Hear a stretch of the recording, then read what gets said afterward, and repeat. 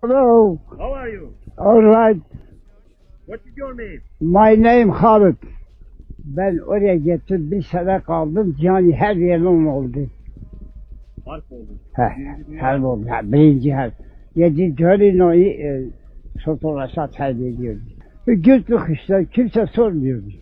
O zaman kimse sormuyor, serbest. Kaçak mı gittiniz? Yok. Ne kaçar ne bir şey. Peki pasaportunuz falan var mıydı? Hiçbir şey yoktu. Öyle nüfussuz sanki gittik. Buradan İstanbul'a, oradan şeye gittik. Fransa'da, Marsilya'ya gittik. Marsilya'ya çıktık, orada bir ay kaldık, papır yok idi. Evet. Sonra papır geldi, bindik. 28 gece çıktık New York'a. 10 sene kaldı. 10 sene. Tenhil Dönerken para getirdiniz mi? getirdim. Ne kadar para getirdiniz?